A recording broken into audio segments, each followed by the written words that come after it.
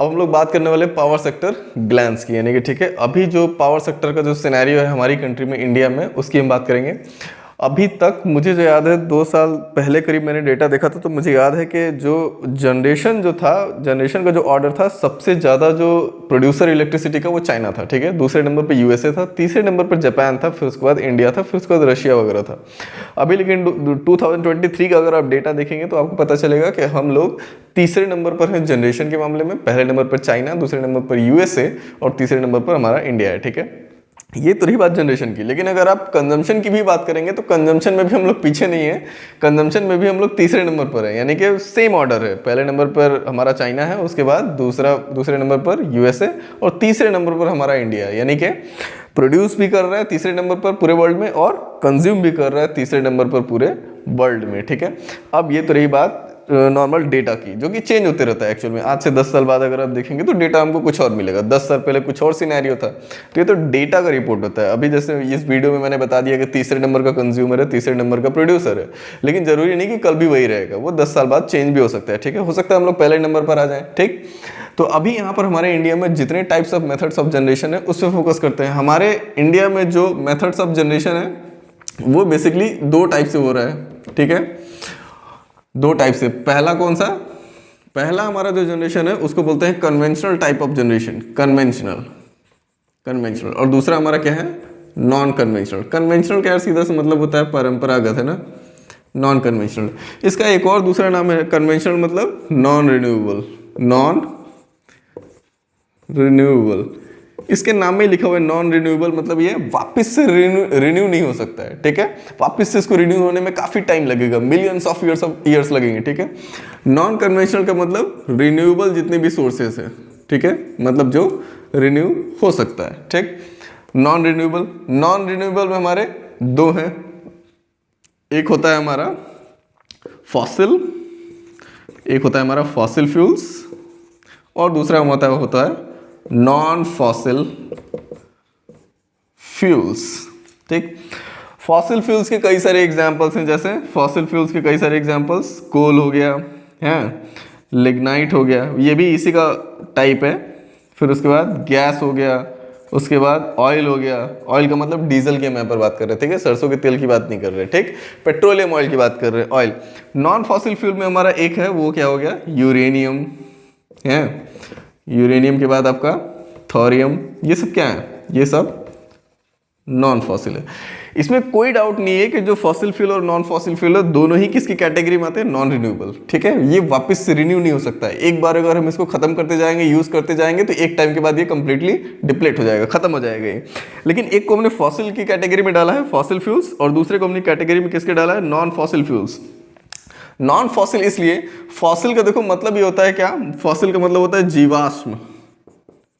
जीवाश्म। फॉसिल का मतलब जीवाश्म। इसका मतलब जब भी हम कोल की स्टडी करते हैं, कोल के बारे में जब भी हम पढ़ते हैं, तो हमको याद होगा बचपन में भी हम लोगों ने किताबें में पढ़ा है कि जो कोल होता है, कोयला होता है, ऑयल होता है, गैस होता है, वो सब बनता कैसे है? लाखों साल पहले, मिलियंस ऑफ ईयर्स अगो, लाखों साल पहले बहुत सारे पेड़ और ये सब चीजें जब अंदर दबी, जब तो हाई टेम्परेचर और प्रेशर के कारण जब उसका ट्रीटमेंट हुआ लाखों साल, तब जाके किस में कन्वर्ट हो गया? हो कार्बन में। और वही कार्बन जब सॉलिडिफाई हो गया तो किस में कन्वर्ट हो गया? कोल में, ठीक है। और उसी के अलग अलग फॉर्मेट्स हैं, क्या? गैस हो गया, ऑयल हो गया, लिग्नाइट हो गया, ये सब चीजें क्या है? Fossil fuels. तो इनका जो फॉर्मेशन है वो जीवाश्म के कारण हुआ है, ठीक है। लेकिन इसका फॉर्मेशन जीवाश्म के कारण नहीं हुआ है, यूरेनियम का, ठीक है। ये किसके कारण हुआ है? ये केमिकल एक्टिविटीज के कारण हुआ है। इनका फॉर्मेशन केमिकल एक्टिविटीज के कारण हुआ है, इसीलिए नॉन फॉसिल की कैटेगरी में आता है। लेकिन इतना डाउट नहीं रहना चाहिए कि ये दोनों ही किसकी कैटेगरी में आते हैं? Non renewable. और इसी को क्या बोलते हैं? कन्वेंशनल सोर्सेस ऑफ एनर्जी, ठीक है। नॉन कन्वेंशनल यानी कि रिन्यूएबल में हमारे कई सारे हैं, हमने बहुत सारे नाम सुना है। अभी ट्रेंडिंग में हमारा क्या चल रहा है? सोलर, फिर उसके बाद आपका विंड, फिर उसके बाद आपका बायोमास, फिर उसके बाद आपका टाइडल, वेव, फिर उसके बाद आपका जियोथर्मल। ये सारे ही किसके एग्जांपल्स हैं? रिन्यूएबल एनर्जीज के, यानी कि ये वापस से रिन्यू हो सकते हैं और इनको रिन्यू होने में ज़्यादा टाइम नहीं लगेगा, क्योंकि हमको पता है सनलाइट, हम जब भी सुबह हम जब उठेंगे तो हमको सनलाइट 12 आवर्स के लिए हमको हमेशा डेफिनेटली मिलेगी डेली। विंड हमेशा बहती रहेगी। बायोमास का एक फिक्स्ड क्या बोलते हैं सोर्स है हमारे पास, हमको ये हमेशा मिलता रहेगा जब तक हम चीज़ें यूज़ करते रहेंगे। एग्रीकल्चरल रेसिड्यू हो गया, किचन वेस्ट हो गया, ये सब हमको ज़िंदगी भर मिलता रहेगा। टाइडल जो कि ग्रेविटेशनल पुल ऑफ मूल के कारण होता है। एक्चुअल में एक टॉपिक अगर ध्यान से आप देखेंगे ना तो एक टॉपिक काफी वास्ट है, ठीक है।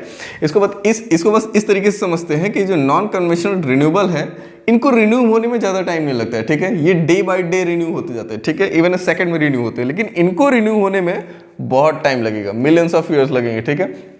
तो जनरेशन के हमारे पास कितने मेथड्स हैं? 2, कन्वेंशनल, उसके बाद नॉन कन्वेंशनल। चीजें जितनी भी हमारे पास यहाँ पर व्हाइट बोर्ड पर लिखी हुई है, इन सबका काम सिर्फ एक ही है, इलेक्ट्रिसिटी जनरेट करना, ठीक है। इलेक्ट्रिसिटी जनरेट करने के लिए इतने सारे हमारे पास मेथड्स हैं, ठीक है।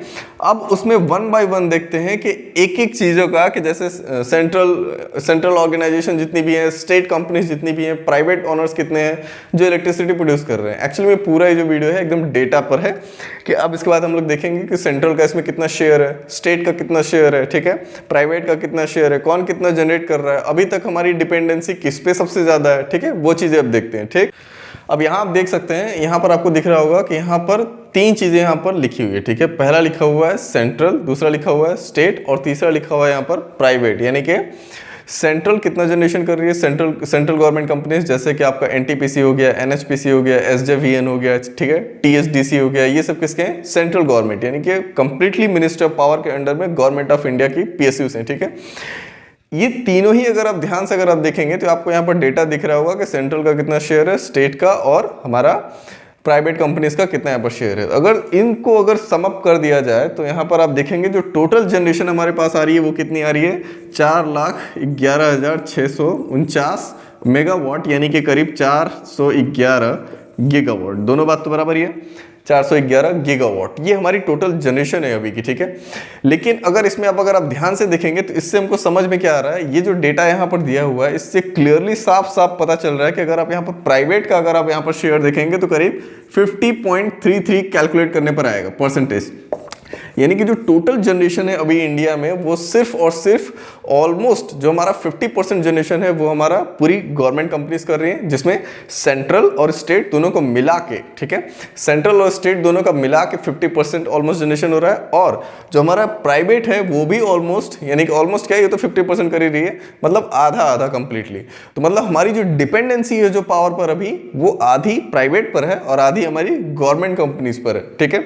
इससे तुमको ये समझ में आ रही है पहली चीज। उसके बाद जब आप नेक्स्ट स्लाइड पर जब आप देखेंगे, उसके बाद यहाँ पर आप नेक्स्ट देख रहे होंगे, यहाँ पर जो आपको दिख रहा है, यहाँ पर 4 चीजें आपको दिख रही होंगी, ठीक है। पहला दिख रहा होगा कोल, लिग्नाइट, गैस, फिर उसके बाद डीजल। अब यहाँ पर अगर आप ध्यान से अगर आप देखेंगे तो जो आपका कोल है उसका कोल का जो टोटल जनरेशन है वो कितना है? 2,04,435 मेगावाट। लेकिन जो टोटल जनरेशन है इसके जस्ट पहले हम लोगों ने देखा था वो कितना था? करीब 4,11,649 मेगावाट। यानी कि अगर इन दोनों ही चीज़ों से अगर आप देखेंगे तो आपको इतना तो अंदाजा लग ही गया होगा कि टोटल जनरेशन हमारी क्या, हमारे इंडिया में इतनी है, ठीक है, 411 गीगावाट। लेकिन उसमें उस टोटल जनरेशन में जो हमारा सिर्फ प्रोडक्शन जो हमारा कोल से हो रहा है, सिर्फ कोल से यानी कि कोयले से जो प्रोडक्शन हो रहा है वो करीब 2,04,435 मेगावाट है। इसका मतलब साफ हमको क्लियर है दिख रहा है। तो सिर्फ कोल हमारा जो है एक्चुअल में जो हमारा कोल जनरेशन वो कितना कर रहा है? 49.66%। इसका मतलब हमारी डिपेंडेंसी पूरे कंट्री में जो एनर्जी को लेकर है, इलेक्ट्रिकल एनर्जी को लेकर हमारी डिपेंडेंसी है वो अभी भी ऑलमोस्ट कोल पर है 50%। यानी कि 50% जो हमारी एनर्जी की नीड है वो सिर्फ कोयला हमारी पूर्ति कर रहा है, ठीक है। इसका मतलब अगर हम इसको अचानक से अगर हम हटा भी देते हैं, जैसे कि अभी बहुत सारा ट्रेंड चल रहा है कि सोलर लाओ, ठीक है, विंड एनर्जी की बातें करते हैं, सोलर एनर्जी की बातें करते हैं, बायोमास की बातें करते हैं, हाइड्रो की बातें करते हैं। ये सारी चीज़ें बातें क्यों कर रहे हैं? सिर्फ और सिर्फ जो हमारा एनवायरनमेंट में कार्बन एमिशन हो रहा है इसकी वजह से कोल को, क्योंकि कोल जलाएंगे तो ऑब्वियस सी बात है CO2 इमिशन होगा, CO2 इमिशन होगा तो ग्लोबल वार्मिंग होगी, ग्लोबल वार्मिंग होगी तो ग्लोब का टेम्परेचर बढ़ेगा, और ग्लोब का टेम्परेचर बढ़ेगा तो जाहिर सी बात है वेदर कंडीशंस बहुत ही ज़्यादा वर्स होती जाएंगी, ठीक है। तो जो कोल है उससे सबसे ज़्यादा प्रॉब्लम है, दिक्कत सबसे यहाँ पर किसकी है? कोल की। कोल से ही हमको दिक्कत है। लेकिन हम कोल को एकदम अचानक से हम यहाँ पर नहीं हटा सकते। अगर हम यहाँ पर अचानक से अगर हम कोल को अगर हटा भी देते हैं और अगर हम सोलर विंड वगैरह अगर ये सब लाते हैं तो हम यहाँ पर देख सकते हैं कि हमारी डिपेंडेंसी ऑलमोस्ट आधी, हम कम से मतलब कि यहाँ पर आधा जो हमारा है, हम यहाँ पर आधा एनर्जी की हमारी जो नीड है हमारी सिर्फ कोयला ही फुलफिल कर रहा है। तो हम इसको अचानक से हटा नहीं सकते। हाँ, ये बात अलग है कि हम धीरे धीरे इस चीज़ को हम इम्प्रूव कर सकते हैं। धीरे धीरे हम एक एक कोल पावर प्लांट को हटाते जा सकते हैं।